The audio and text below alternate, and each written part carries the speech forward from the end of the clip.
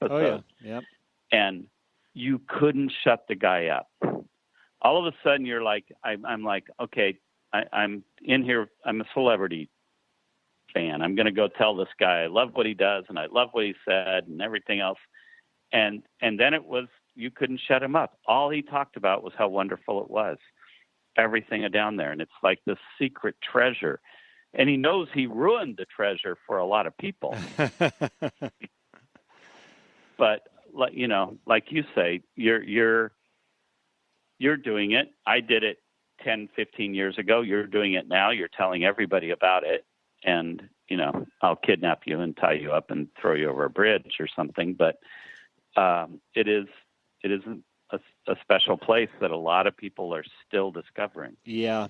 Yeah. Well, you know, the wineries are ready to be discovered. They're appreciating their early light, and it's going to continue on. This is really the cusp of their success. And I've seen it. And by the way, Jim, I haven't met too many people in the Valle de Guadalupe that do not know you or of you or have seen you. So you definitely pioneered that a long time ago. And it's guys like you, Eric Morley over at Blue Sea Advertising, Lee Banning, if you know Lee, that were telling me about the wine country a long time ago, and I never paid attention because I had my head deep in tequila.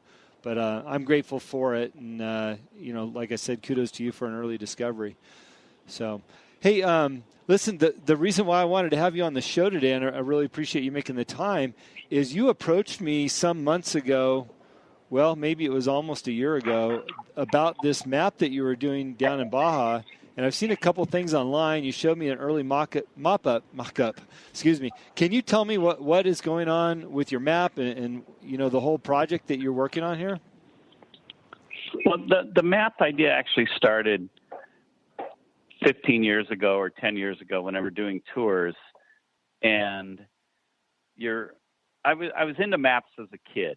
When I travel and we'd go on vacation, I was always looking at the map. Remember, you had to add up 15 miles to here, 7 miles to there, and figure out the mileage and everything. Yeah. And now we have all of these digital resources to tell us the minute we're going to arrive wherever we're going.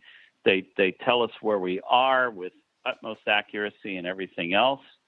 But years ago, when you're down in Baja, you had the AAA map was the map you had every time.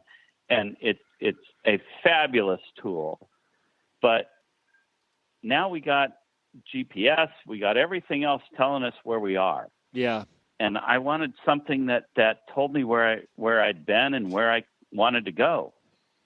And I started playing around with the maps, and then I spent some time with our mutual great friend, Mike Perlman, and started talking about maps and looking at them. And Mike's like, I got the map my dad used when he first did the route for the first Mexican 1000. Uh-huh. And so we got that map, and I was like, okay, this is it. But I wanted something tangible. I wanted the anti-digital map. Yeah, sure. Again, not to show where or see where I am, but to inspire where we've been and inspire dreams of where you want to go. And so with my colleague Marcus worked over the map, and we printed it on a canvas, on a piece of canvas, and then bound it in leather and rolled it up in leather. It wasn't meant to be a piece of artwork to hang on the wall, although, you know, we've sold, you know, 400 or 500, and they are hanging on walls all over. We've seen pictures of it. Yeah. But I wanted something that, like a large format coffee table book that you can't put on your bookshelf. I wanted something that you couldn't put on your wall. I wanted it rolled up on your desk or on your coffee table or in a basket next to the chair to pull out and share Baja. So we have this map, canvas, bound in leather, roll it up. Actually, the new one, we did one as a commemorative product for the 1000 for 50 years of Baja. We had the new, pretty close to the new course. You know, it changes all the time, and the old original course. And now we've got one that goes all the way to Cabo, because the race always stopped in La Paz. and it's updated a bit with highways and stuff. That original map, the pavement stopped in Ensenada, Mm-hmm. and everything else was dirt. So we've updated it a little bit, but not too much.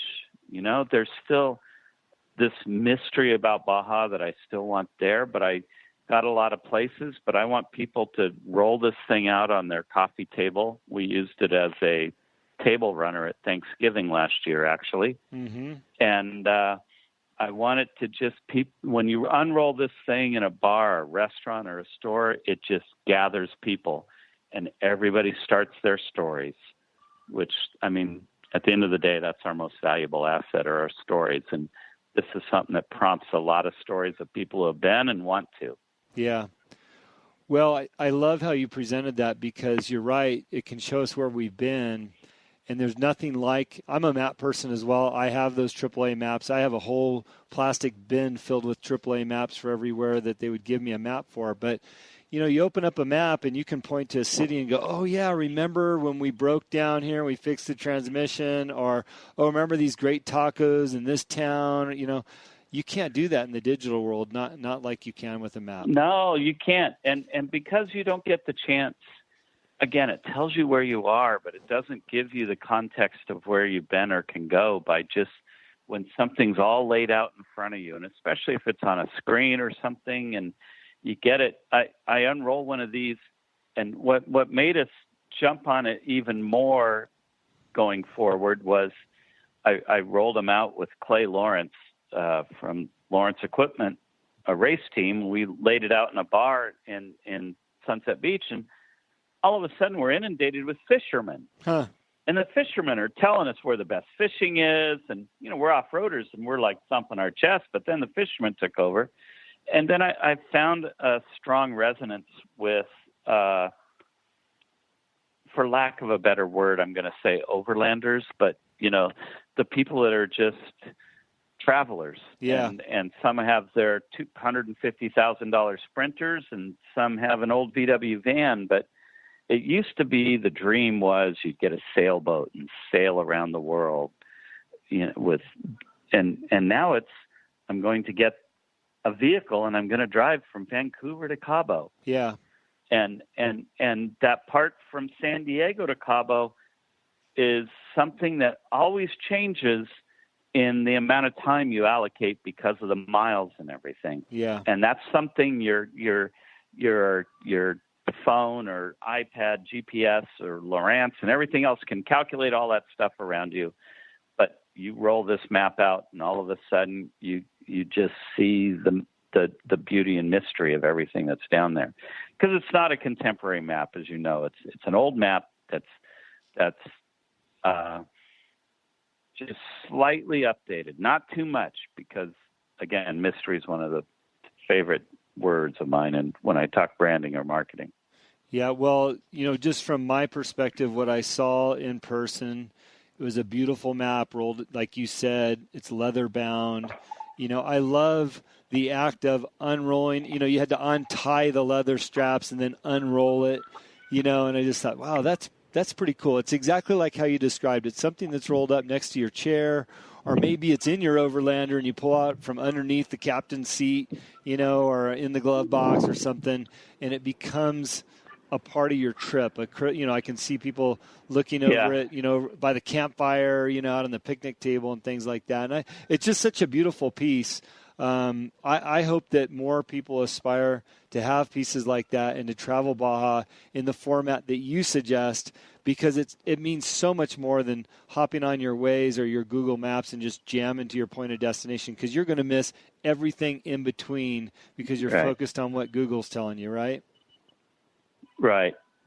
And it's a very tactile experience. I want it to be that. The new ones come with a pen on them because I want you to mark the thing up. It's here to say this is circle the places you want to go, circle the places that you've been. And again, when people ask what I do, I'm a storyteller. And what I'm doing here is I'm helping launch people's stories. Yeah. Yeah. That's awesome. And that's what it does. I assure you, lay this thing out across the table and everybody has a story. Yeah. I'm sure we can spend the rest of the night talking about just the stories we have together down in Baja or the Long Beach Grand Prix. That'd be a lot longer than a night. I've followed you down there in your racing exploits and everything else. I know you got a lot of stories. Yeah. Well, Jim, listen. So I got to tell you one more quick one. Yeah. That I made those Apple books after every event that we did down there. Uh-huh. And had one with Paul Newman in it. You'd done tours in the race and everything else. And then I was really, really fortunate to go to Connecticut just before Paul Newman passed. And his longtime assistant, Doris, in front of a group of his friends and everything, said that here's a man who could do anything on any bucket list that he wanted to do. People would take him anywhere, do anything. He could do anything on his list. And the stories that he continued to tell, that obviously he's far more a professional storyteller than you or I, but everything got embellished as well. But the story that never diminished, he would do something and then they would diminish. Uh-huh. And I'm just some, poor guy sitting in the back of the room, embarrassed that the real friends he had in the room. And she goes, the stories that never diminished were the stories in Baja with you. Wow. And I was, that was a goosebump moment. Wow. For sure. That's incredible. It's incredible coming from anybody in that same situation to know that you made that kind of impact on their life and an adventure that you took them on. And how glorious is it that it happened in Baja? That's just wonderful. Well, you know what? I didn't make the whole everything happen. It was a lot of people that helped make everything happen. Sure. It was Baja that made the stories. Yeah. Yeah. Well, I hope that everybody buys a map from you and follows it and creates their own adventure. I would love to hear from people that take adventures down in Baja. I'm sure you would too. So if they want to get this map, can they order it online at bajaenduro.com, or is there other places, or is that the spot? Yeah, they can get it there. Dirtco, Mad Media Martelli still has it. There's BajaMaps.com or .net or .com that Ryan Thomas is a big proponent of the maps as well. Okay. So there's a few places you can get them, but the first place to start, obviously, I'm going to say Baja Enduro, but and the new maps available in a lot of hip. It's high-end menswear and motorcycle shops and surf shops up and down California. Yeah. So for all of you in podcast land that haven't been to Baja, just know that Jim's rattling off some of like the top names in Baja Adventures, the Matt Martellis and all the others that are all a part of this scene. We'd love for you to come down here. I'd love for you to go to Baja Enduro and buy a map and go on your own adventure. Tell me all about it.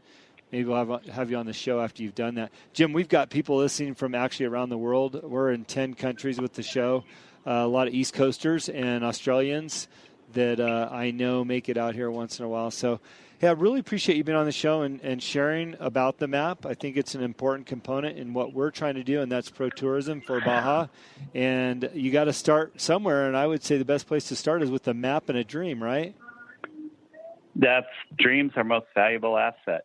I got to jump one more thing in there. Yeah. The thing that shocked me the most about the first map that we did, that commemorative one, 30 or 40% of the map sales were east of the Rockies. Wow. See?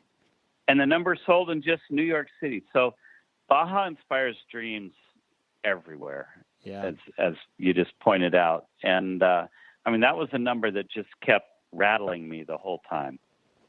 Well, Jim, for me, you're one of those people that are synonymous with Baja, as well as some of the other names you rattled off and a whole slew of other people. And whenever I'm down there and I see people like you, I feel like I'm at home. And I've made a lot of new friends down there as well. So I wish you all the luck in the world on the map, and I hope that our listeners paid attention enough to figure out where to get that map, and we hope that we see them down there too. So, Jim, thanks for your time. It's good talking to you and catching up with you. Thank you.